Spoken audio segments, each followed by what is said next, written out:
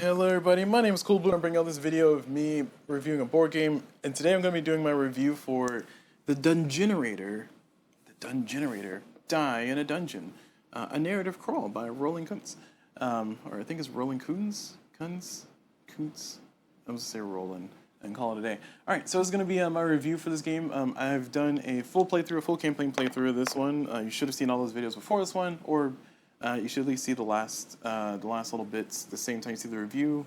So if you want to check out the review and then go see those ones, that's fine. Feel free to go check out those videos. I'm not going to spoil my campaign playthrough. I will spoil some non-completed campaign playthroughs, but not the main one. So for right now, though, we're going to be doing a review of this. So let me go ahead and zoom out so we can see our world here. And we'll start with our normal, traditional getting our background music started, because that's important to me. I hope it's important to you, too. All right, there we go. Boom, background music. Get the vibes going. And yeah, let's go ahead and get started talking about this one. So, Die in a Dungeon is a solo or cooperative, so solo one player or two player cooperative game that you're essentially trying to use your dice and run through dungeons, randomly generated dungeons, and take out monsters, trying to finish village quests, and your ultimate goal is to defeat the big bad. The big bad in the base game, which is what I have here, Die in a Dungeon. The big bad in this one is going to be the Lich. So my goal is to, over the course of multiple runs, multiple campaigns, because this is a roguelike style game, or even if you die, you learn some lessons and you get to move on. But in this particular one, you're trying to ultimately defeat the Lich. So you do multiple runs, so you can get stronger and stronger as you go.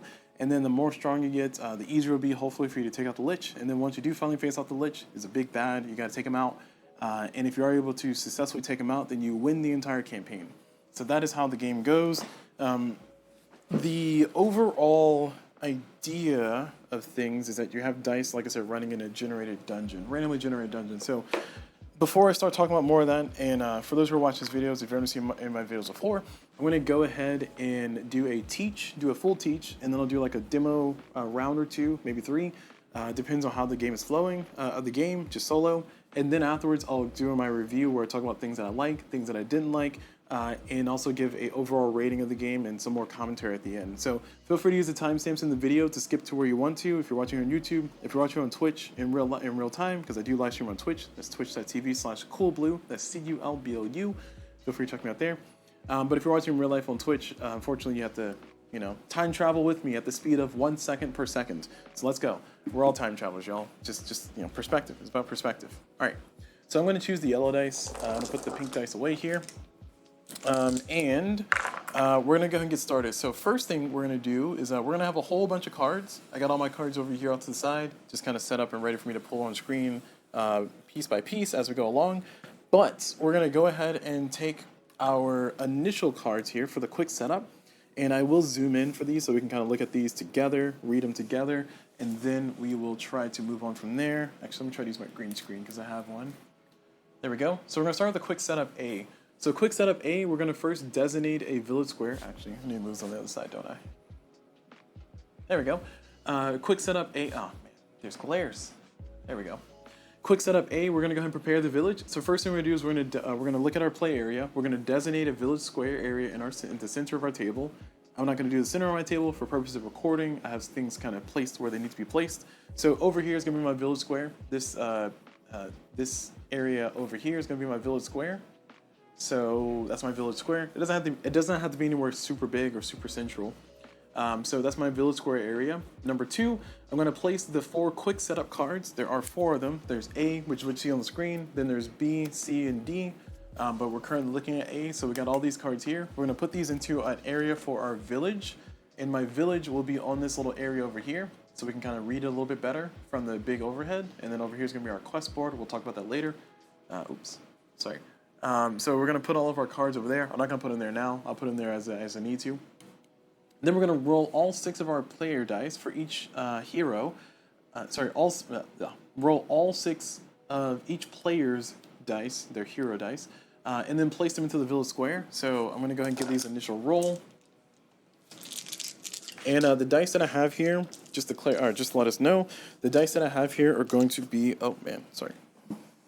My headphones are bumping into my microphone. The dice that we have here are going to be a D4, they're going to be a D6, then it's going to be a D8, a D10, a D12, and a D20. So those are the 6 D&D dice we have.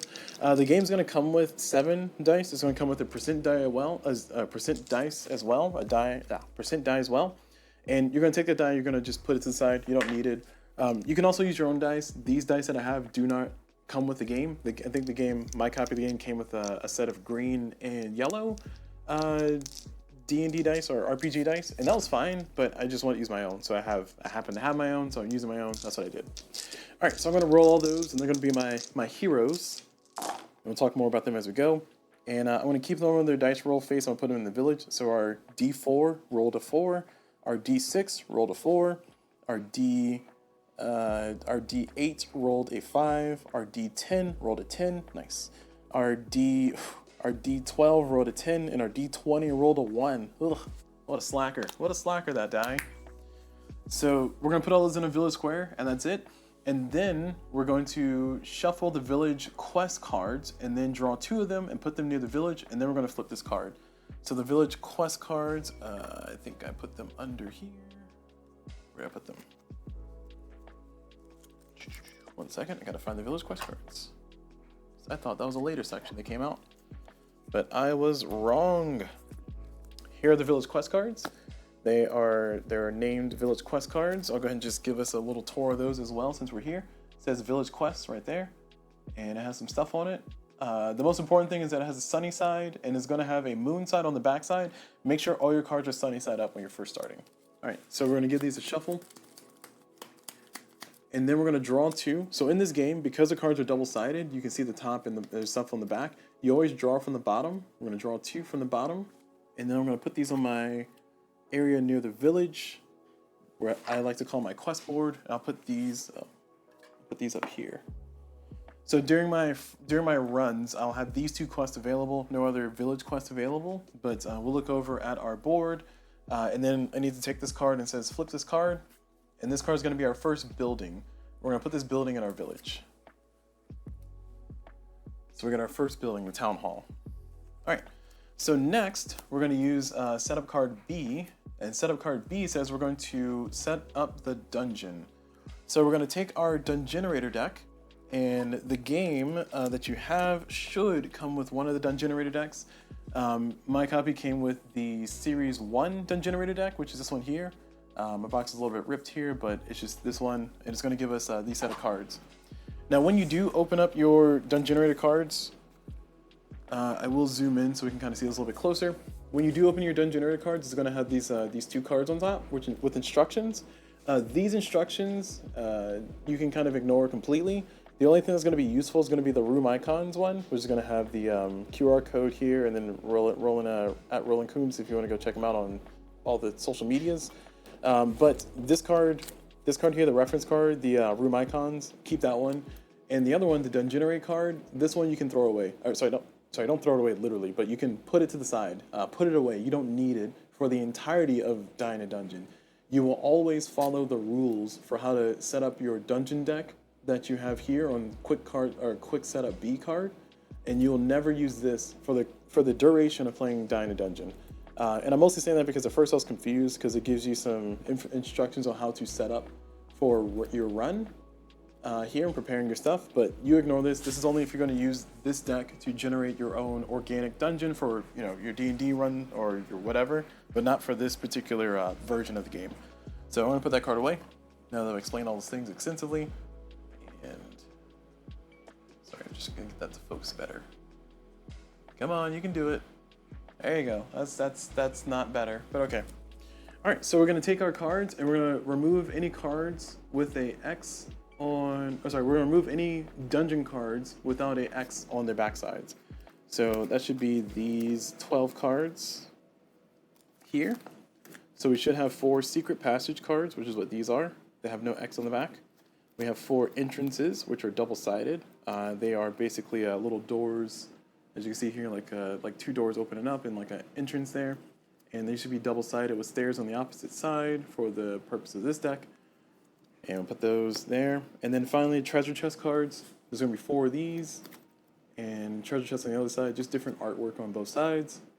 So, you know, kind of cool there. And we're going to put these cards over here to the side.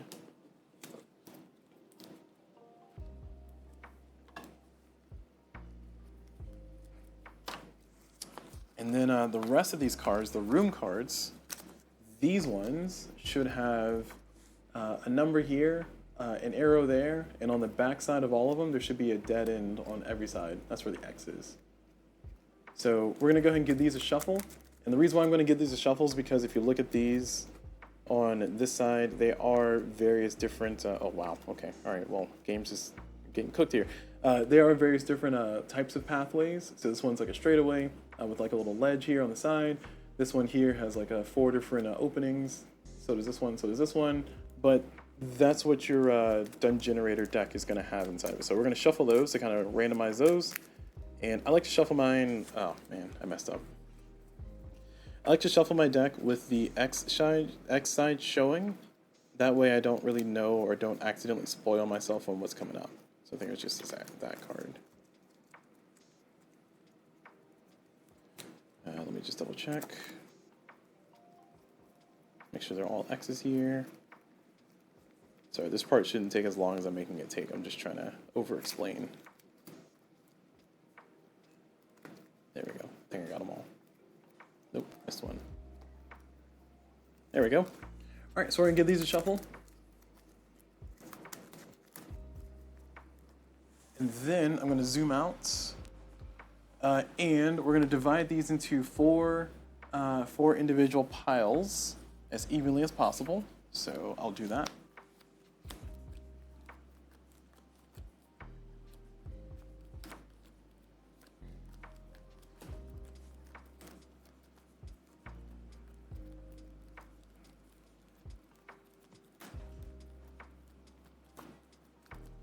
All right, there we go. So 4 piles as evenly as possible. And now that I've done that, I'm going to take one treasure room into each pile and then shuffle each into its own deck. So basically I'm making 4 different sections. Each section is going to randomly have a treasure shuffled into it. And this stack is going to be stacked on top of each other. So there we go. We're getting a nice little randomized shuffle there. Boom. And another shuffle here. All right, and then boom, and shuffle there.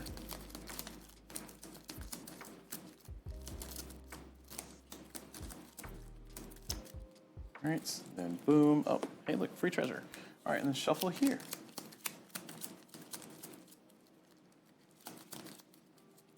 Boom. All right, and then I'm gonna take the stack, and the instructions don't say this, but I'm gonna flip this over, and then put it over here. Remember, anytime we draw, we're gonna draw from the bottom of the deck. So just because I can see the top of the card, or top of the deck doesn't mean anything. And now we are going to place one entrance into our village, so near the village. So I'm going to just use my entire play area. For context, I have, this is my entire play area. This is here to kind of fight the glare, because if my cards are flat on the table, there would be like a vicious glare like so. So it'd be really hard to even see the card. So just to kind of help out with that, I've used this, and I'm just going to place like so. All right. Continue on with this, and afterwards we're going to flip this card. And we're going to get another building, and that building is going to be the temple. See right there? And that lets us do some stuff. All right, moving on, we're going to go to quick setup card C. So quick setup card C says that we're going to put these over here. Gosh, there's a bug attacking my face. Why? Why is there a bug attacking my face? Attacking my face?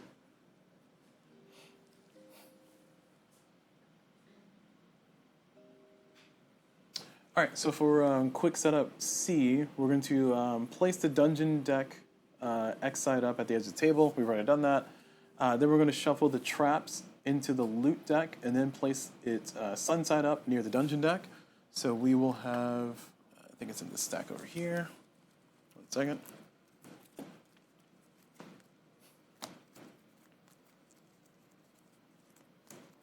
Okay, there we go. So we should have traps and loot. So we should have a loot deck here, and we're going to make sure they're sun side up, as I mentioned before, or as I mentioned there. And then we're going to give these a shuffle, because they're random on the back, but they're all the same on the front here. And then we're going to take our traps here. These are our traps. There should be 5 of them. I only got 4. Why don't I have 4? Am I missing one? Oh, maybe there are 4 of them. I don't know. What do I know? 1 second. Okay, maybe there's 4 of them. I thought it was 5 of them, but I guess I'm a fibber. Then we're going to take our traps and we're going to shuffle them into the loot deck as best as we can.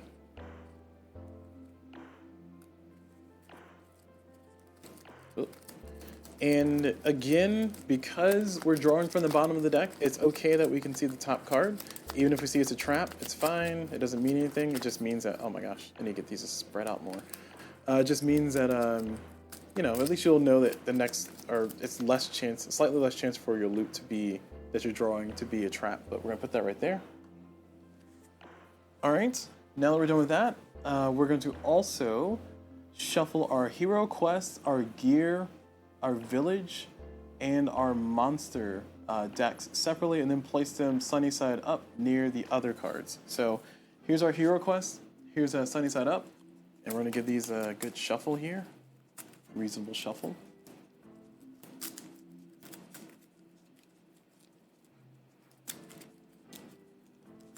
And then I'm gonna put those right there. And then we're gonna get our gear, which there should be 5, if I'm not mistaken. 1, 2, 3, 4. Yep, 5. Give those a good shuffle. Then put those there. And next, we're going to do our monster deck. So our monster deck, we're going to zoom in on this one because this is important to know. Our monster deck should come with a boss monster. So we're going to take our boss monster and put that to the side. And then all the other monsters, the trap monster, the minion monster, and the normal monster, all those, we're going to shuffle those together. And for this one, for the base game, you should have 2 different symbols. So you should have the skulls, which are the ruin symbol, and the teeth, which are the rage symbol. So you have the ruin and the rage. With future sets, I think there's going to be other symbols. So I don't know what those are because I'm not a psychic, so can't tell you what those are. Now they're shuffled, again, we're drawing from the bottom, but this is going to go off to the side. And I'm going to put my lich over here as well. All right, there we go. And then we're going to set the boss monster aside, and now we're going to flip this card over. It's going to give us our cemetery, which is when our dice are killed, they'll go there. And look at our little village built up over there. Look at that village. It's nice. It got a little quest board going. Man, it feels good. And then on the final setup card, we're going to have each player take their action decks. So I'm going to use player 1's deck here. And then each player is going to take their action deck along with their cover card. The cover card here says action deck on one side and then turn order on the other side. So it's just giving me that. The main thing you need to know is that the player's individual cards will have like the little face in the number 1 or face in number 2 for player 2. So just make sure you keep their cards together. And then each player is going to shuffle and then put the action thing on top. And then we're going to draw 5 cards from the bottom. So 1, 2, 3, 4, 5. And then we're going to start with player 1 starting their turn and then flip this card. This is going to be our last building, the tavern. All right, so there we go. So that's all set up. So set up, you just follow the quick start cards and it'll kind of get you through it. There's a few questions that I had when I was initially setting up, so that's why I kind of wanted to go through all that fanfare, if you will. And the main thing was just how the Dungenerator deck goes. Just know that you set it up every time. All right, so now we're ready to start. So I'm going to go ahead and go through how the game works. I'm going to play a few rounds. This is our demo now. And what's going to happen is that on our turn, we are essentially going to be able to play as many cards as we want, just one at a time. And then once I'm done as player 1, then I will end my turn. I will, if I want to hold on to any cards that I have not played yet, I can do so. And then I will draw my hand back up to 5. And then my turn will be over, of course. And then I'm going to draw a monster from the bottom of the deck. We're going to summon the monster wherever we summon them based on following certain rules that we'll talk about as we go. And then the next player will go, or in the case of me playing solo, it's going to be my turn again. So I'm going to go again. So that's how the game goes. So, like I said, it's a little bit easier to show than it is to tell. So I'm going to go through my cards here. So I have a few different cards in front of me. We are going to give ourselves a little bit of a view of the cards. Oh, okay, well, I didn't set that up. Never mind. Don't mind me, just trying to be fancy here. All right, we'll zoom out a little bit. Yeah, there we go. Oh no, my button. Sorry, 1 second. Drawback of doing things live is sometimes live demos. I'm telling you, live demos are dangerous. They never work. All right. So there we go, we got that set. So here's my hand of cards. And in my hand of cards, I have a few different actions I can play. I'm gonna go ahead and play probably a move and then do some other stuff afterwards, but let's go ahead and zoom back out to our main view. As once you'll be able to see the cards.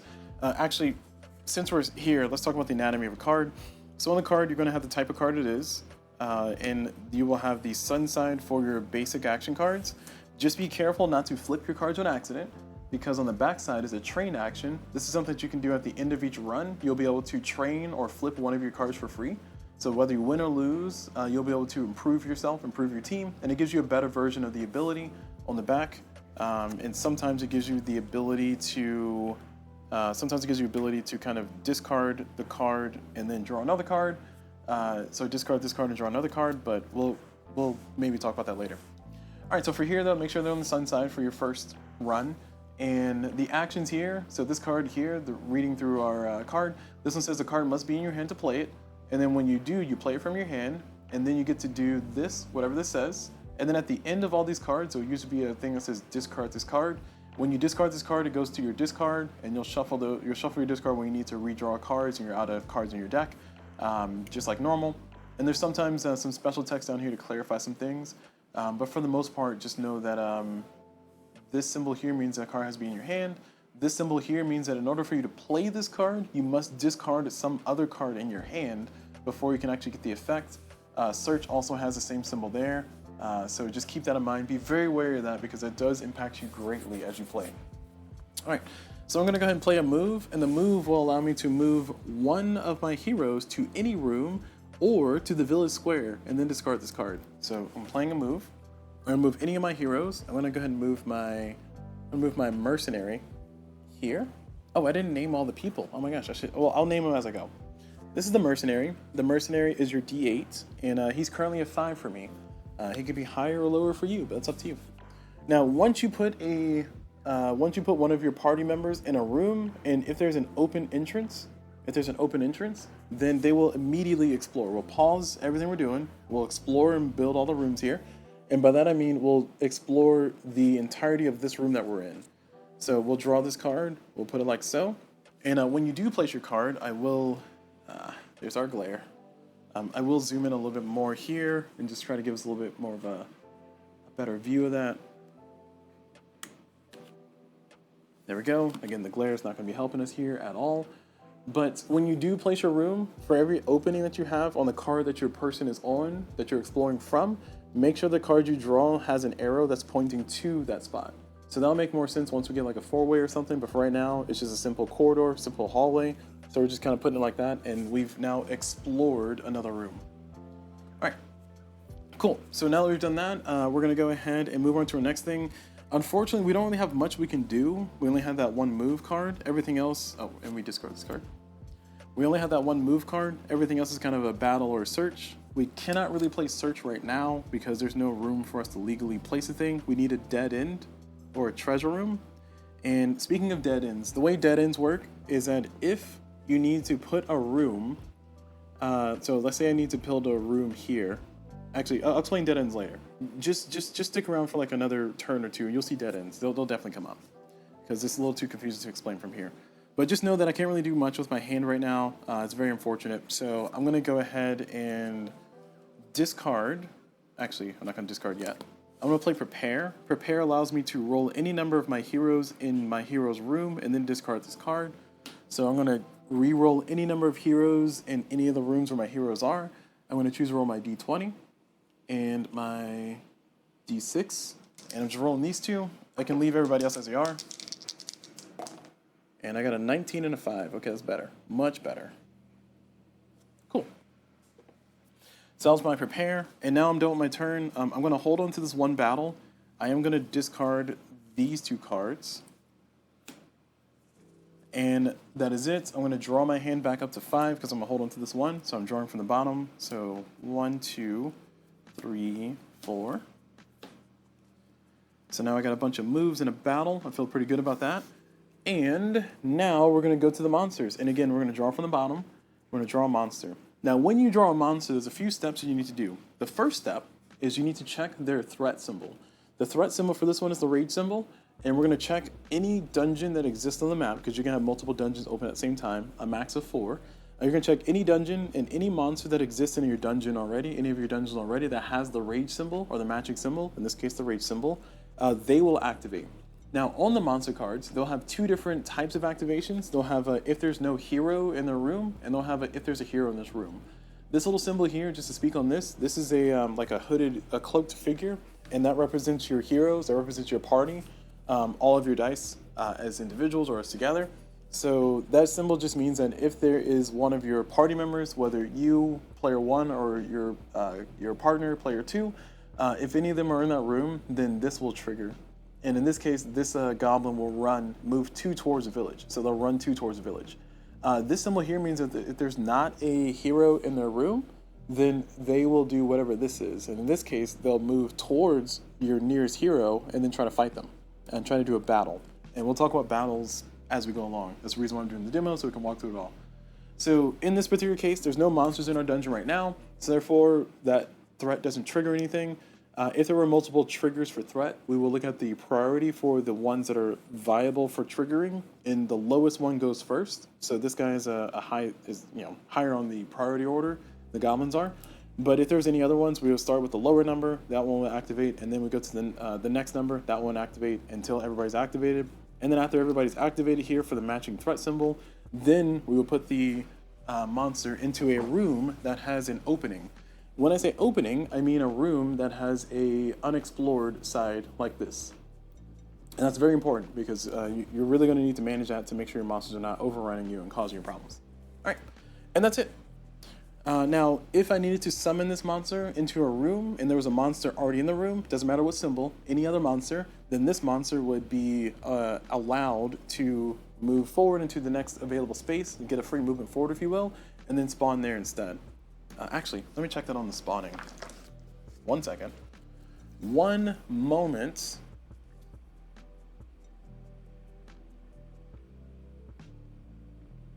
Oh no, I lied. Okay, yeah. All right, I'm glad I clarified that now. All right, well, I'm not redoing my playthroughs here, but no. So the rules specifically say they need to go into an open passage. So this is an open passage. So if this open passage was covered, what you would do instead is you would need to open a new dungeon. As in, if there was another monster here already in this open passage, we couldn't just teleport them over there instead. Instead, you would just put them here into another open dungeon. You'll notice that there's 4 different entrances, and that's very important because once the 4th entrance is placed, that will summon the Lich. And summoning it this early is kind of bad, so you don't want that. So you got to manage your monsters. Make sure you have openings available for your monsters to run into, be summoned into, and then you'll be able to hopefully not die. But in this case, that's it. We are all finished with that. Now we move on to our next turn. I got a bunch of moves now. I feel pretty good, and a battle. And this goblin, I can try to fight them. But if I just stand here, the goblin will run towards me and fight me anyway. So I don't think I'm worried too much about fighting the goblin right now. I do want to try to explore past the goblin. So knowing that, I can try to take advantage of a few different other things. So looking at our monster card closely here, you'll see that the monster has all this stuff here on the card. This number here, the sneak number, means that if I want to take a die, if I want to take one of my heroes and then run them past or through the monster without having to stop, then their number has to be equal to or lower than their sneak value. In this case, my mercenary, they're able to do that, but my berserker, they're making too much noise and they're having too much attention on them, so therefore the goblins will notice them and they can't sneak past them right now. Now, I will say that if my berserker was still a 1, then they will be able to walk past them because a 1 is less than or equal to 6. So therefore, they will be able to. All right. Okay, cool. I'm glad we established that. Now, that's being taken into consideration here, though, because I want to go ahead and try to search past our goblin. And knowing that our goblin's going to run to us, I just need to have a group of people here available to fight the goblin when the goblin runs towards us. So I have enough moves to do it. Kind of. Let's see. My numbers I have a 5, and a 4. So I have a 5, a 5, and a 4. So okay, so we can do it. We can do it here. So I'm going to use a move, and I'm going to move my mercenary here, and we're gonna pause, and we're gonna immediately explore this spot.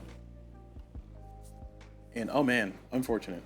We got ourselves a treasure room. Hey, treasure rooms. So we got ourselves a treasure room. So we're gonna take this and we're gonna draw a treasure from the bottom of the deck and put it there. That's unfortunately not a treasure. Actually, it has to be a loot. I lied. So it has to be a loot. And there we go. There's a loot. And we're going to shuffle this back in there. The traps only show up when you do your searches. So that's where they show up. At least that's what I was told. I think the treasure rooms have to have a loot. Let me double check. I'm double checking the rules to make sure I got it right. There's also a living rule book that you can use to check stuff. I try not to refer to it because it usually makes me upset because it's like, oh man, I like my interpretation better. All right, when a treasure room is placed, immediately draw a card from the loot deck and place it into that room. Okay, it says draw a card from the loot room. It doesn't specify it has to be a non-trap. All right, let's put a trap in there so we can see how those work. I think it was the pit. Sure. All right, we got a trap in our treasure room. Unfortunate, but traps are perils that we have to deal with. But the other thing is that traps can also become loot once we disarm the trap. So we can actually use those to our advantage. They're still good items overall. We just gotta be very careful. But this does kind of change our plan a little bit, and it actually kind of gives me another idea. So what I'm gonna do, now that I'm done with that, I have 3 moves left. So if I keep my person here, the goblin's gonna run towards the village. They're gonna hit the village.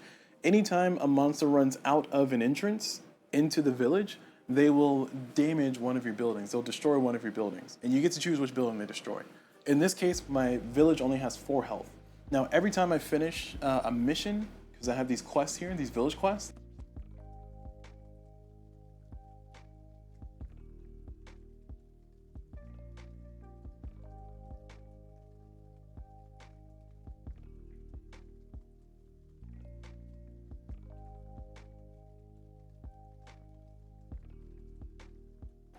sorry, there are some audio issues. My mic died. That was very sad. All right, going back to what I was saying before I was so rudely interrupted by a dead mic. Yeah, so the village quest, you'll notice here that it says the game ends once you get to the end of it. So what that means is that once you fulfill this quest, whatever it is, then the game will end, and you also get a new village card. So I'm just gonna flip this one over, and it becomes a new village building that you get to add to your stack, and then essentially gives you more health to your village for your future runs. So you become more strong as you go along, but that's just me kind of explaining how you get more buildings. But if this monster runs out of there, they're gonna hit my village. I don't want them to do that, especially not this early in the game. So I wanna move my guy from here over into the trap room. Sounds not great, and trust me, it's not that great, but we'll try to make it work. Excuse me. So we're gonna go ahead and spin a move, and we're gonna move our, well, this is a predicament I don't like. I might want to fight them instead. Yeah, okay, no, too late. We're gonna spin our move, and we're gonna move our outlaw into that pit. And then we're going to spin another move, and we're gonna move our D6, our scout, into that room. This is risky as heck, but we're doing it for the views. We're gonna spend our move, and we're gonna move our merchant through there. Now, what I could have done alternatively is I could have moved my my berserker into this room. They can't sneak past him, but if I spend another move afterwards, I can just walk past him afterwards. The reason why I didn't do that is because, one, I needed to explore this room. So I had 4 moves. I needed to use 1 move to get here to explore the next side. And then I needed to use 2 moves to get some people in positions to where they can actually hopefully win this fight. Because for this one, I didn't explain this earlier, but when a battle happens, I will need to have at least 3 different people here to fight the goblins, because they are going to be a handful. But the problem that I have now is that what I'm about to do is a really bad idea. And I'm about to try to disarm this trap. So in order to disarm this trap, we're going to zoom way back in again. You'll see here on the trap, there's a symbol here. It says heroes in this room, and then it has a little card symbol. That means that I can discard a card from my hand, which is this battle card, which I'm going to do, and then roll all the heroes in this room. And then if the disarmed target is met, flip this card. And the disarmed target is I need a 4 or lower. So that means I'm going to get a guaranteed disarm because my outlaw can go no higher than a 4. But the question that I have is, will I be able to have a 4-3-3? Because if not, and the rage triggers and this guy runs in here, I'm going to be in trouble. So we're hoping, we're playing very risky. We are currently in the casino of the dungeon, and let's see if we can get all cherries. So I'm going to discard that card. I'm going to be forced to roll everybody in this room. Actually, you know, all right, hold on, bear with me. 1, 2, 3, 4, 5. Hold on. So put this back where it was. So these two were out here, hanging out, right? And then this was originally here, so I played a move to get them there. And then what I can do is I can play a move to get my outlaw there, because I can get a guaranteed win on that. And then I can discard the card. Oh no, this is fine, yeah. I can discard the battle to go ahead and trigger this. So it's going to be a guaranteed disarm. So it's less risky. Okay, all right, here I am, making better decisions with my life. I rolled a 3. Great, that's what I wanted. And then I'm going to move my mercenary there, and then I'm going to move my scout past the goblins into the room. We also got this. I should have saw what this was. And this is going to be a loot. So this loot, I can discard this card to count as 2 loot when I pay for things. Otherwise, it's not going to do anything. And it says, when revealed, add this card to your hand. So it's going to go into my hand directly. There we go. All right, so it's in my hand. I'm going to choose to just throw it into my discard because I don't want it in my hand right now. And that's it. All right, cool. We have accomplished world peace. So we're going to draw 5 cards. 1,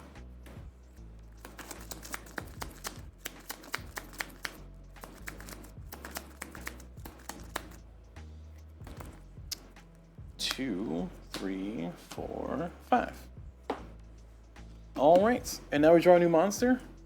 And this monster is going to trigger the rage. So now the goblin is going to run, and they're going to do their top text, which is move 1 towards the heroes and then battle. So they're going to run towards us into this room, even though it's a dead end. They're going to run towards us, and they're going to fight us.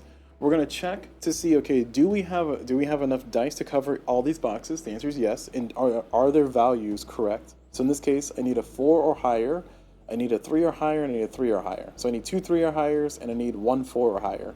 So we have that in the room. We got a 5, a 5, and a 3. So therefore, we do win the battle. When we win the battle, we will flip this card over. And then everybody who was in the room, whether they were involved in the fight or not, they will be re-rolled. So this, oh man, oof, that's terrible. So a 1, and a 2. Ugh, gross. Well, thankfully, the goblins are not going to fight us again. If we're in the same room with them, they're just going to run away from us. But yeah, that's a pitiful roll.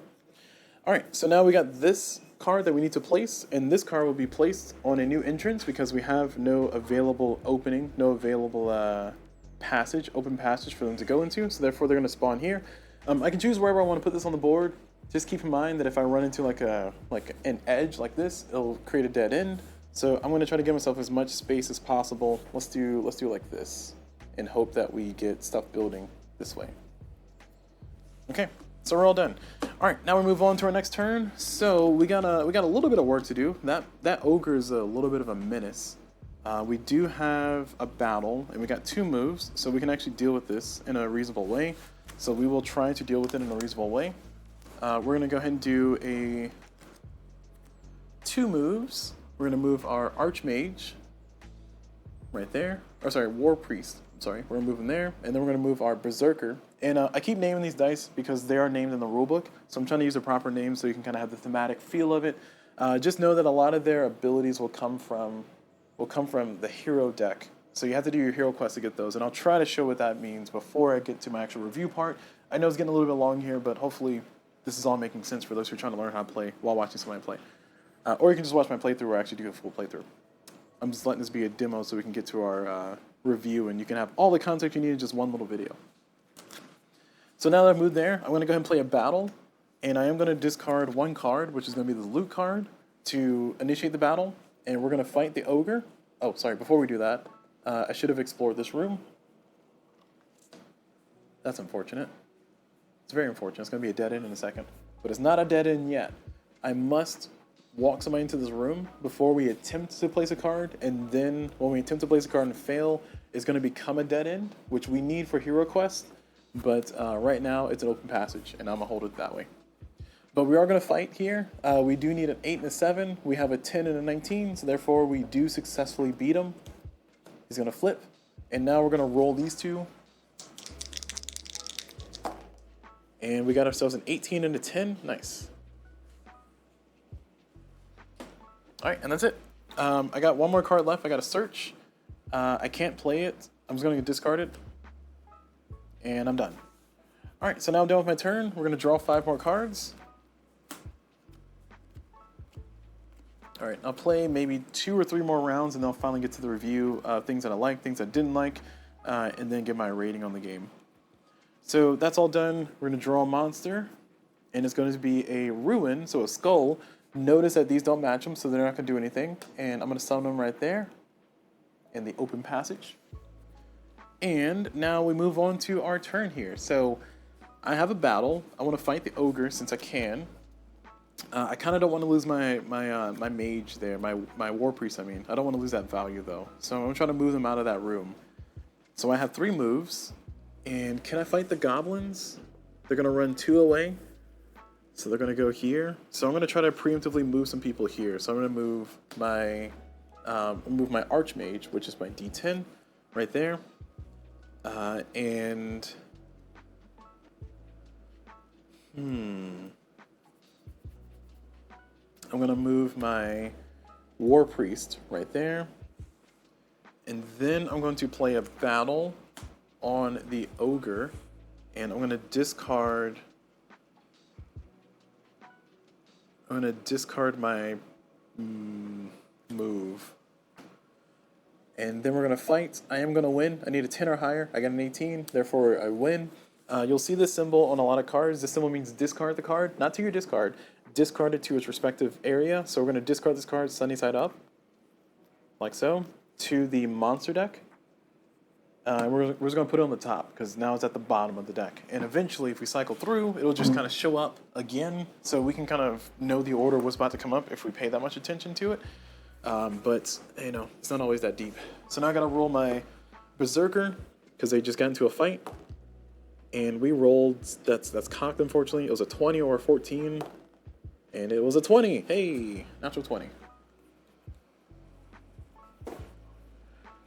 All right, and I got to prepare here. I will use the prepare just because I can on everybody in this room. It's not going to change anything. They're not going to fight. They're going to force the goblin to run. But if we can get a good value, I'll take it. So we got a 5, 6, and a 4. That's actually really good. And we're done. So I'm going to go ahead and end my turn. I'm drawing 5 cards. So if a skull shows up, if a ruin shows up, then we will be able to put our person that we summon here. If a ruin does not show up, if we get instead a rage symbol, the T symbol, then we're going to have to open up another dungeon, which is not ideal, but is also not the worst thing in the world. I mean, it's just getting it closer to the Lich showing up. And I kind of don't want the Lich to show up on my first run when I have no abilities. I'm just the most basic of adventurer here. I got a loot, that's really it. And it's not even like a music one, it's just like the, hey, here's some cash one. Alright, next we're going to draw. And we drew the teeth, that's unfortunate. So the goblins, they're going to trigger, they're going to flee, they're going to move 2, they're going to move 2 away from the village. They can't, so they're just going to stand still. Oh, even better. Okay, well, I'm glad I got these guys here. I thought he was going to run to me, but he's going to run away from the village. Alright. But he can't, so therefore he's going to stay there. And now we're going to have the orcs. They're going to spawn. There's no open passage for them to spawn in, so therefore I'm going to open up a new passage. Again, there is... You can loosely interpret this in a few different ways. The way I've played it in the past is that if I cannot put them in the... Because you cannot have the same creature in the room. When a monster enters a room with another monster, they get a free movement to the next space forward. So therefore you can play it as... there's no open passage, therefore I can walk him into the next spot, so therefore I don't have to summon a new dungeon, which will kind of give you a little bit longer, a little bit more time before the Lich shows up to actually fight things and do things. Or you can play it as I've been playing it, which is, or as I'm interpreting it now, which is open up a new room. Also, man, I've been so bad at this. I'm going to go ahead and go back over here and point us to our quest. You'll notice that we have two different quests to choose from, village quests. This one here says has 4 ruin symbols, this one has 5. Anytime I defeat a monster, I can choose to discard the monster to here or here to start counting towards the requirement for the quest. I have not been paying attention to that at all, so I'm going to go ahead and retcon this too. Man, all this retconning I'm doing. So I beat the ogre, and that was it. The golem was on top of the discard, so I beat the ogre. I'm going to put them over there, and I'm going to try to go for the 5 quest here. Actually, let me go for the 4 quest. Let's not be greedy. Now, 2 things to keep in mind is that takes one of the rage monsters out of the rotation, and then also it makes it to where this has less cards in it. I didn't speak on this before, but the losing conditions for every run is that if all of my people die, then I lose a run. If my entire village is destroyed, if all the buildings are destroyed, then I lose the run. And another way to lose is if I need to draw a monster, but there's no monsters for me to draw from here, then I also lose. And there's a 4th losing condition, which is if you need to spawn a monster, but there's no open spot to place them, and there's no more entrances, then the monster then the run is immediately over. You're in a loss. So that's another losing condition. I don't think it's listed in the rulebook, but it came up once. It's a edge situation, from what I understand, and it happened to me, and I was very sad. But thankfully that playthrough was redone anyway. So hey, all right, going back to over here though. We need to figure out how to deal with some of these baddies in our way. And I don't even mean baddies in a good way. I do want to try to get this opened to be a dead end, because that way I can do a hero quest and show you guys how that works. But I need to also kind of manage these like creatures over here. So I need to battle this guy and get him out of the way. I don't want to lose my dice values if I don't need to. And the zombies are going to move towards us. Whenever the skulls trigger, the orcs, they're just going to walk into the village. But if I put the right people here, they'll fight us. So I can do 2 moves, and I'll move 2 people here. So I'm going to do move number 1, move my war priest there. And that's going to explore this spot. Nice. And then move number 2, I'm going to move my archmage here. So when the orc triggers, it's going to fight us automatically, because his text says battle. So, and we're going to win that fight. So we're preparing for that. And then next up, I'm going to do a move. And I'm going to move my D6 over to here. And we're going to explore these 2 spots. So my D6 can sneak past here because it's a 7 or lower. And this is a 6. So we'll go ahead and draw our new rooms. And again, for every opening here, we're going to put the arrow that we draw and put it there, and we're going to draw a card for every opening. You can play it as you draw a card whether you can place it or not, but I like to play it as if it's going to be a dead end, I'm going to flip it over dead end. I'm not going to bother drawing the cards. I think it just burns less cards if you do that, but that may or may not be a good thing. Another way the Lich can summon, I didn't mention this before, is if you have your 4th treasure room placed, then the Lich is going to summon. It's way less likely that's going to happen because you basically have to go through the entire room deck, but it could happen, I suppose. Alright, so continuing on, I have a battle and a loot left. We want to fight this here, so we're going to play our battle, and we're going to discard the loot to count as our discard. And this is going to be a fight. We're going to win, so therefore this monster is going to be defeated, and I will put them in the pile of bodies over here towards our mission. We got to reroll everybody in the room, whether involved or not, and we got a 1 and a 4. It's not great, but it's not terrible. So now we're done. Now we draw our 5.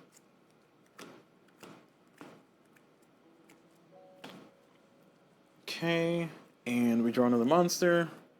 Now this monster is going to be the Rage. So we're going to trigger this fight up here. So we're going to win that fight. And now we're going to roll these 2. We got ourselves a 7 and a 6. Nice, we did the meme. 6, 7, 6 and 7. Sorry, I apologize for all those who hate that. And that's actually perfect because they can fight them again later on. And now the Ratters, we can put them in an opening. We can choose this one or this one. It's up to us.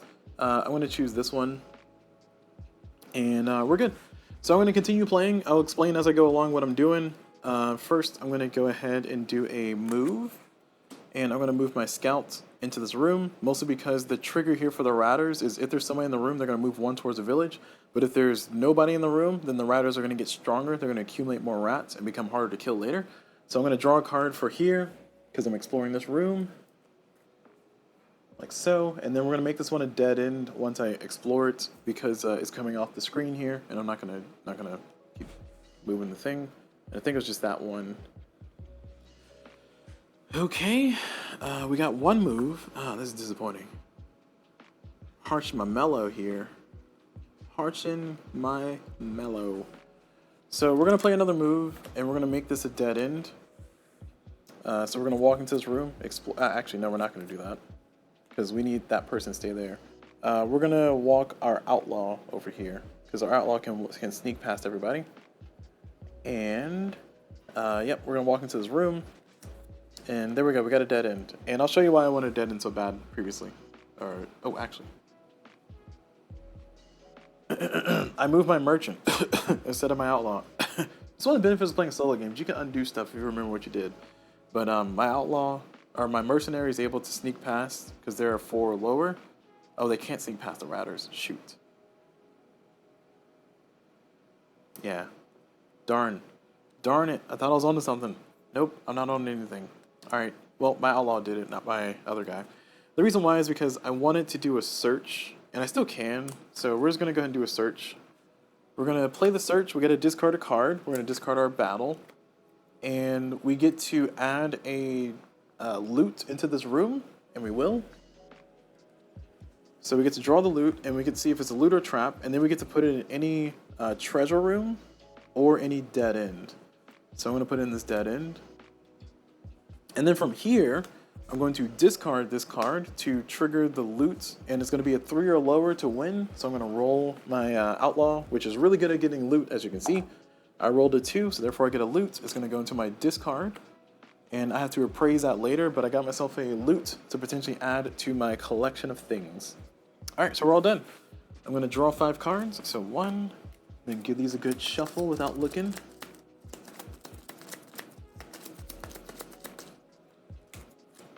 And 2, 3, 4, 5. Perfect. We're going to go ahead and draw a monster, see who's triggering. And we got these skulls. So we're going to have the ruin. So he's going to walk forward. He's just lurching forward. So that could be a problem next round if I'm not careful.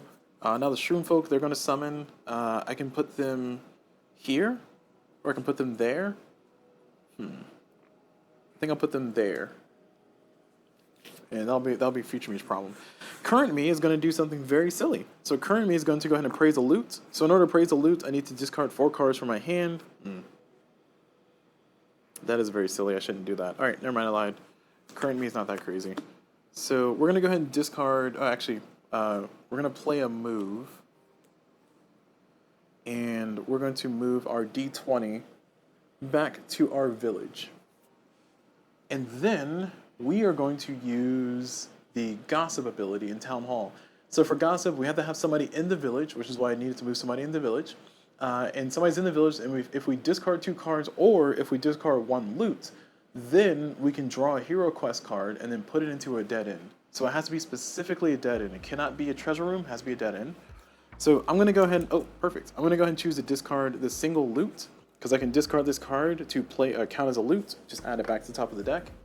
That might come back and bite me in the butt later, but for right now, it's either discard 2 cards or discard 1 loot. So I discarded 1 loot. I'm going to draw a card from the Hero Quest deck from the bottom. And this one I got Taste for Blood, and it's a Berserker quest, and we're going to put it there. Now, when you get a quest, the reason why I wanted to go through all this labor to show this, when you get a quest, the dice that this card is for has to walk into this room to pick up the quest. After you pick up the quest, you can start adding bodies to the quest. You can start adding resources to the quest. So coming back over here, here's the quest. I don't have it yet, but I'm just going to go ahead and fast forward this because I want to get to my review at the end of it. So we're getting towards the end of this. But once I do get the quest, I can now start to add, I can now start to discard either loot to this card or killed monsters to this card. And it's going to be 3 of either monsters or loot, or any combination of the two. I know the iconography looks like it says 1 loot or 3 monsters, but it's just loot or monsters times 3. So it can be 2 loot and 1 monster, it can be 3 monsters, it can be 3 loot, it can be 1 loot, 2 monsters, or whatever other combinations exist that I didn't say yet. And that's what you can do to complete it. Once you complete the quest, you'll basically return all the cards here that you have added to it to their respective decks, and then flip it over. And then this card will go into your hand, and then this card will give you an ability that corresponds to the dice. So for this one, this is a Taste for Blood for the Berserker action.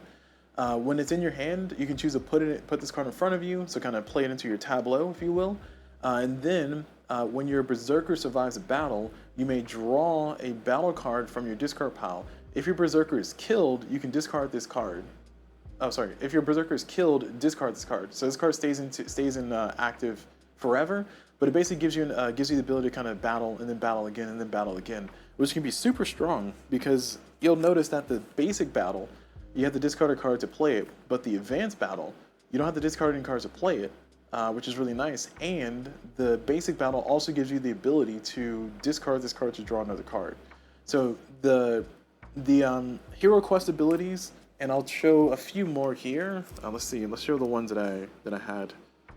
Let's do clerical worker and lights. Wait, no. Where's fleet of foot? I want fleet of foot. There we go.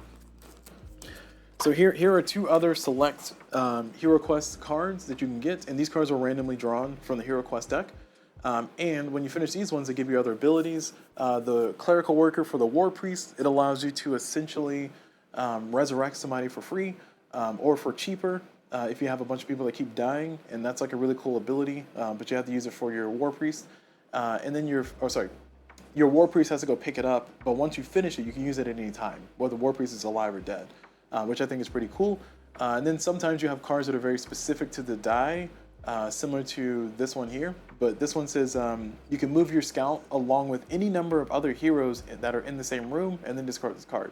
So basically you get a free like group travel with a scout is going to be leading it. And again, these cards are what's kind of bringing out the theme of what each dice does. Again, the outlaw, really good at getting loot. They also have a backstab ability, which is really cool, which is basically just insta kills certain type of enemies.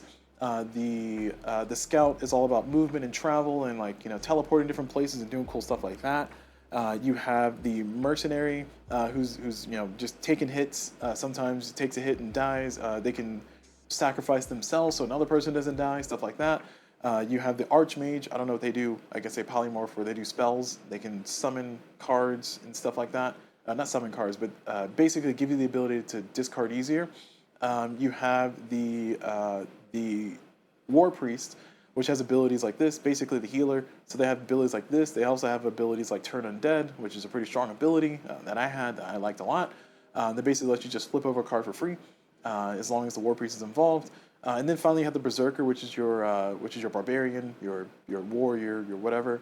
And they have cards like this that just let them just kind of do a bunch of damage for no reason.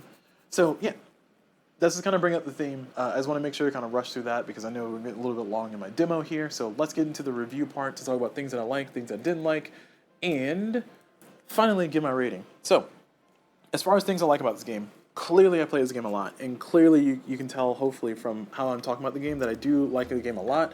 I'm a huge fan of kind of the mechanics of how everything's flowing. The whole dungeon exploration feels really fun. The Dungenerator deck is clever. I like it a lot. It's just giving you a different dungeon every time. And yes, the dungeon does look kind of samey from gameplay to gameplay, but there is a Series 2 dungeon, which I do have over here.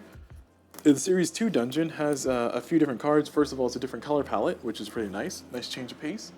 And then second of all, you also have these expansion rooms, which are special for this particular deck. And the way the expansion rooms work is essentially, let me get us something built here. And the way the expansion rooms work is that essentially, as you get your rooms built, you start putting your entrances here. When you get an expansion room, it's going to be a part of the same room, so you will need to explore again. But you put it down like that, and if I get another expansion room, let's see, okay, I got this one. Now I gotta do this number, and your only limitations is that you have to match up the walls to kind of look like a nice little picturesque thing, and then eventually you get just like a normal room. And here you have 1, 2, 3 rooms, but you got this giant, like, sprawling room. You can use it to kind of curve your buildings and kind of make, like, more sprawling rooms. If you watch my second and third video, you'll see that I used this deck instead of that deck. In my first video, I used this deck exclusively. And the reason why is because this deck is fine and it's cool, it looks nice, but I just wanted to have, like, a nice little sprawling map to have everything kind of sprawl out. And then in addition to that, you can also mix and match these two decks. So again, this game just kind of gives you a lot more. Like, this is just me talking about the Dungeneration deck, Series 1, and Dungeneration deck, Series 2. But in addition to this game, it kind of gives you that exploration feel, like that whimsy of, like, walking your people through an actual dungeon. The dungeon's growing, sometimes it gets longer, maybe there's a dead end that shows up. It makes, like, an unexpected turn. You get a treasure room that shows up, and you get another dead end that shows up, and monsters are coming down as you're trying to explore. And it just feels really cool. It gives you, like, a really cool exploration element in such a card-based system, and I appreciate it greatly. It just kind of gives me all those things that I would want in a small box, big game, which is what this video is a part of the series of. Yeah, it just, that alone to me is just really cool. And then on top of that, the gameplay I think is pretty solid. The fact that you have your party members of 6 different dice, and yes, they're just dice at first, and they don't really do anything special, but eventually you start getting those hero quests done, you start getting some more power, some more unique abilities. In one of my playthroughs, one that will not see the light of day, unfortunately, I ended up getting the Fleet of Foot quest finished for my scout, and I was using it to just kind of teleport my entire team to different places whenever that card showed up in my rotation, and it was nice. It was so good to be able to have just like a group of my people just run together and just automatically get those harder fights where you have to have multiple, like this time you need 3 different movements individually, or you need that Fleet of Foot to move your whole party into that room and just fight them. And then teleport them over to the next room and then fight them. It just feels really good. And speaking of teleport, you don't actually teleport when you move in this game. You're actually, moving through the rooms. But I like the fact that this game abstracts a lot of things. And the things that it abstracts, I think it should abstract. Things like when you move into a room, instead of saying, okay, movement 1, movement 2, movement 3, and I'm done, I need to play 3 cards. No, it's just spend 1 movement card, walk as far as you want, go wherever you want. But then if you can't pass a sneak value, you're forced to stay there. If you can pass a sneak value, you can walk further. And it just gives a really nice flow of the game, because it would seem that it would take me a long time to go from here to here. But in reality, my only limitation is my sneak value. So if I use a move to move my scout, which is a 6 right now, to here, then they're gonna have to spend a move, and then I gotta spend another move to go here, and then I gotta spend another move to go there. And sure, that's a hassle. But if my D6 happened to roll as a 2, not a great value, but that means that I can sneak past all this, so I can just run straight over here with just 1 move. And I think it kind of gives like a good balance of, like, your dice rolls were trash. Like your D20 rolled as a 1. That doesn't feel good at all. That never feels good. But now you can just sneak past everything. And maybe you can sneak your D20 in here to go ahead and pick up that quest, and then worry about fighting your way back out if you want to kind of prepare with another dice roll to get that. And then also, again, more praises for the game. The game gives you a lot of different tools to try to handle your problems, to try to solve your problems. Yes, there is dice. This is a dice game. There is a dice system involved in this game, but this game gives you opportunities to re-roll your dice a lot of times. So whenever a fight happens and you don't win, and what I mean by that is if your values aren't correct, or if you don't have enough to cover everything, you will have somebody who dies, so they'll be killed. You get to choose who's killed, and they go to the cemetery, which doesn't work, or which is not great. But after that, everybody in the room will roll again. So it gives you like a second chance to kind of maybe have some better values for another fight, or to prepare or get things a little bit better. You also have the ability to re-roll whenever you go into a loot room. Sometimes you can take you take your D20 and your D12 into a loot room. You need a 1, 2, or 3 to pick up the loot, but you don't care about that. You just want to re-roll them because they were awful rolls to begin with. And you can use that to kind of refresh your dice, get a better value, and then prepare to go fight your enemies. There's also items that give you a whole bunch of other opportunities to give you again more tools to do stuff. And again, I can just go on and on and on and on and on about all the cool things that I like about this game. So much so to where, like, as far as things that I don't like, it's a little bit difficult to kind of find those. The most major thing that I don't like about this game, and I think it's a huge major thing, is that the living rulebook is the definitive source of the rules, and the actual rulebook that's kind of come with the game, it's very lean and missing a lot of context. And that's extremely frustrating, because when I was first playing the game, if you guys watched my first playthrough, you'll know that my first playthrough, my first part 1 of my playthrough, runs 1 and 2, I played with a rule wrong. And the rule that I played with wrong was the fact that I had multiple monsters in the same room. I thought it was one symbol per room, but no, it's just one monster per room. And that's clarified in the living rulebook. But if you look over here inside of the, where is it at? Somewhere inside of here, it doesn't say it vaguely, it just doesn't say it specifically enough. But each room can only have one type of each card. And the question I had was, okay, is this a different type from that one? Like, are these monsters?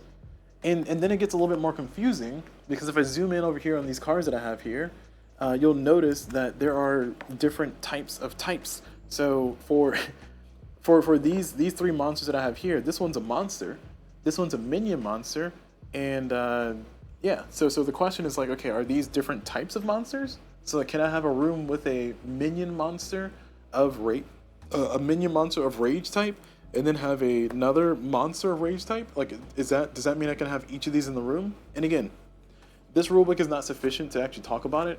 I like the small size of it, and the paper quality feels cool, and the artwork is really nice and all, I'll give you that. But the fact that the living rules are the definitive source is really frustrating, because that means that I need to go online to kind of see if I can find those clarifications and find those more in-depth, like, edge case scenarios. Like, what happens in this situation I mentioned earlier? What happens if I need to summon a monster, but I don't have any open passages, and I don't have any other entrances? And the answer is, you lose. Like, everybody dies. The run has failed. That's what the answer is. But you have to go to the living rulebook to kind of see that, and that's really frustrating, because it's not really talked about in here, because again, it's kind of an edge scenario, so I get it.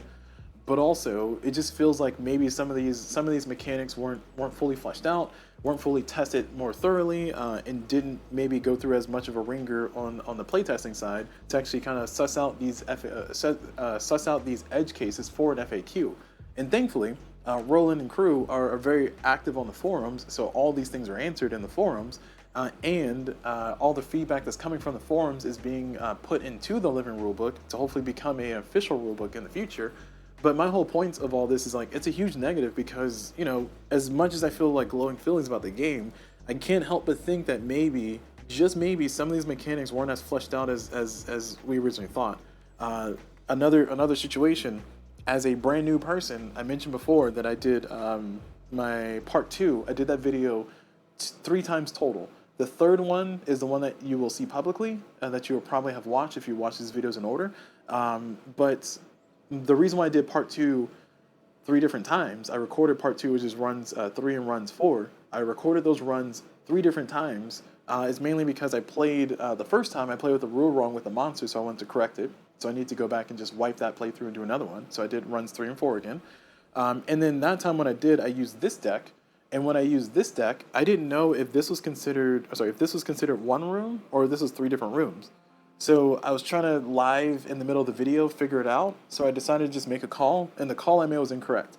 The call I made was that these are individual rooms, which became a big hassle. But it also helped me win against the Lich in that particular run, because you know, it's had a lot of space to kind of put monsters, and they're just kind of slewing all about. And this is much different a space, because this is 1, 2, 3, 4, 5 chambers that you, or 5, did I count that right? 1, 2, 3, 4, 5, yeah, 5.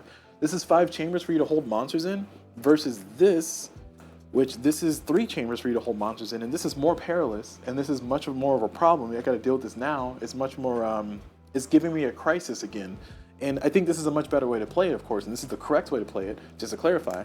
But it all came down to the fact that the rules for the expansion rooms, they're not talked about in the rulebook here, because the rulebook here doesn't, at the time it was written, I'm assuming didn't have this as a thought yet. And then on top, actually, give me a second. I'm pausing because they do have a section of symbols back here. I wonder if it's back here. Maybe I missed it. Oh, it is back here. Room expansions. A special room type overlaps with other rooms to create a larger one. Page 15. Hold on. Let them cook.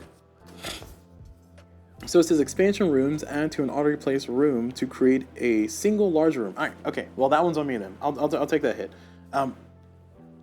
So yes, so the rule was there. All right, cool. So I'm glad I clarified that, because I would feel bad if I had that criticism without going back and double checking. This is why I like to try to double check, make a claim, double check and make sure it's true. In this case, it is here in the rulebook. It was a thing that I clearly missed, mostly because I didn't realize it was there.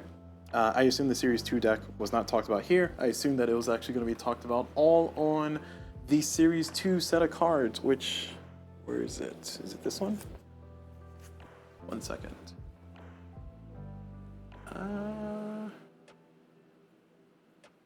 Did I toss it?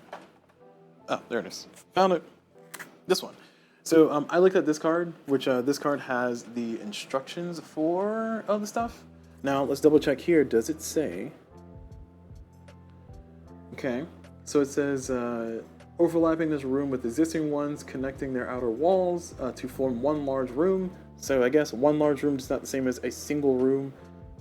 Create a single larger room is different from one large room. Okay. All right.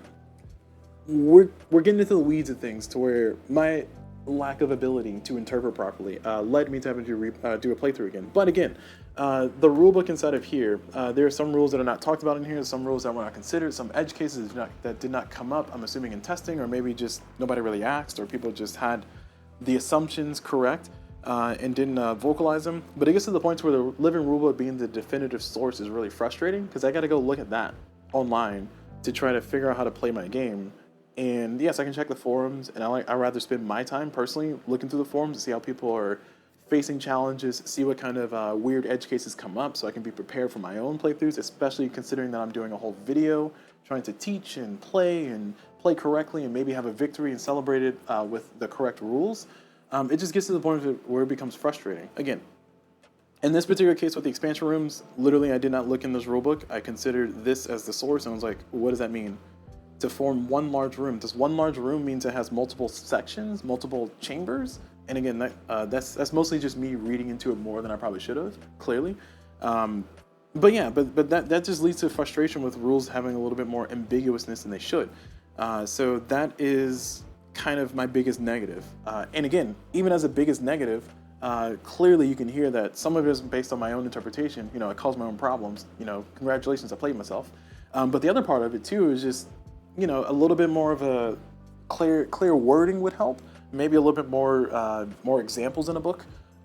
Situations to where the online, I get to go to the Board Game Geek forums and see other people talking about what their scenario is and ask the question and then get an answer that's kind of a definitive answer from Roland himself or from somebody else who's a designer or somebody else who helped play test the game and say, okay, cool, that's a definitive answer, I understand now. Those things really do help out and they go a long way. And I don't know how else to say it outside of maybe the rulebook needs to be bigger. I don't know. It's just frustrating because there's a lot of time that I spent flipping through this rulebook because I did try to learn this game from the rulebook, and I did, for the most part, learn this game from the rulebook only. Clearly, I didn't read it from cover to cover because I missed some sections that were very important, like that expansion stuff. But it still led to me having enough confusion about the rules to where I'm going to include it here in my negative. So that's kind of the biggest negative. Everything else, I really like the system. I like the flow of the game. Jumping into my rating of things, my overall rating on this game, knowing that there's more stuff coming, my overall rating of this game is definitely an 8 out of 10. Knowing that there's more stuff coming. If this was it for the rest of the lifetime of the game, I would feel some kind of way. I would feel like, hey, there's like room for growth. You can add more monsters. You can give us more bosses.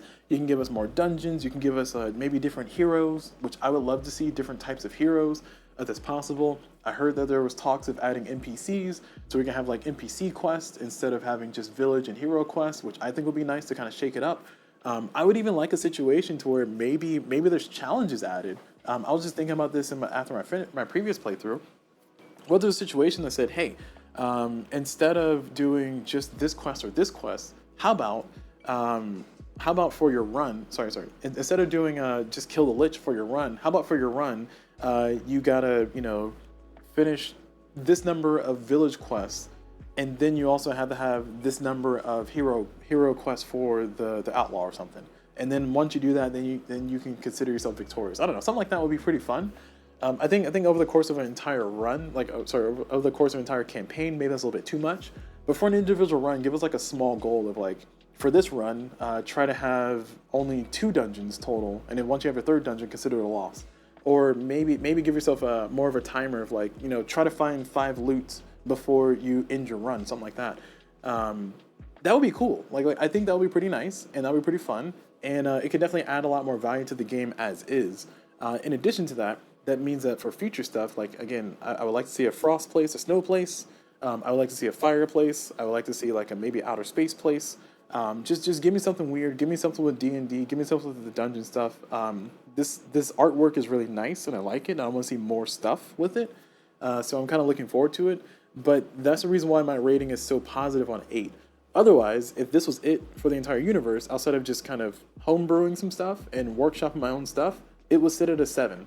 And the reason why it dropped so dramatically from an 8 to a 7 is mainly because, you know, for some of the harsh feelings that I personally have of having spent, having essentially 5 hours wasted of doing playthroughs where I just basically lessons learned and that's it. I don't have anything to show for it outside of a correct playthrough finally on attempt number 3. And also in my reviews, this is my 3rd time doing a review video, so technically you can count this as another hour and a half added onto the pile. So sorry, not another hour and a half. What was that? Another 4 hours added onto the pile. It just shows you how much that like I've kind of spent on trying to think about this game and trying to contemplate the game, but I want to make sure I'm putting out something accurate and teaching the game properly.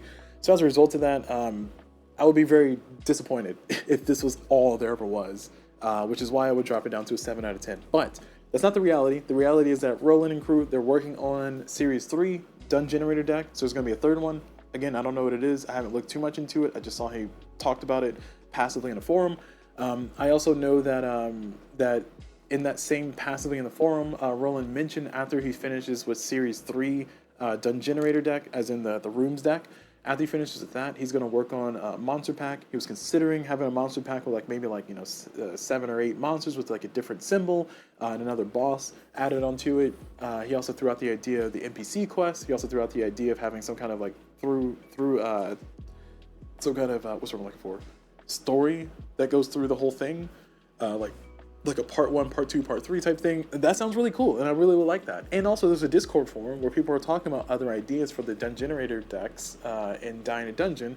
I haven't really read too much into them because I just joined that Discord, but I'm looking forward to this system growing, and I do foresee this game possibly going as high as like a 9.5 out of 10 as we get more and more stuff. I would love to see like other party members, if you will. I would love to see maybe some kind of shake-up on how the dice work. I love the idea of the quest cards here for the hero quests, but I'm not too keen on the idea of not having those immediately. So maybe, hey, I'm playing the Archmage. So as playing the Archmage, I have all the Archmage abilities, and then my party is here, and I'm trying to help them as Archmage. Like that would be like a cool way to try to play the game. Again, you can make your own variants and kind of house for your own stuff, but I'm just kind of spitballing stuff here, workshopping it live.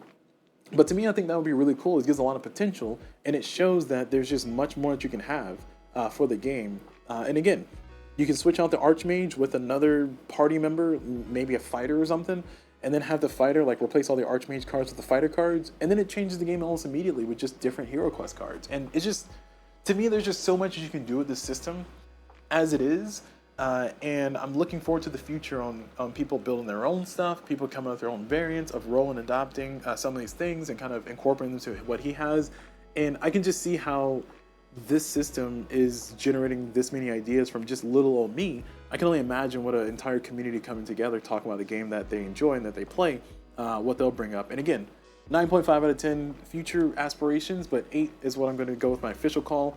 I know I've kind of circled the wagon a few times. It's just the wrong phrase, but I know I kind of circle back on the same point a few times, going back and forth between things I like, things I didn't like, and my rating. But I'm just trying to give my unfiltered thoughts here on the game, and I like it a lot. So much so that I'm considering playing it again, not on live stream, because that was kind of an experience. But I'm considering playing it again, trying to maybe get in front of my friends, maybe try a 2-player game out, see how that flows. Maybe that feels different from a solo game, and see what kind of shenanigans I can get up to. And that's it. So yeah, I'm going to go ahead and close out this video there, because like I said, I'm just going to keep rambling about the same things over and over and over again. I like the game a lot. I think it's pretty good. I think it's pretty dope. I think for the cost, how much did I pay for this? Where's my app? I think I paid $50 for this. Let me check.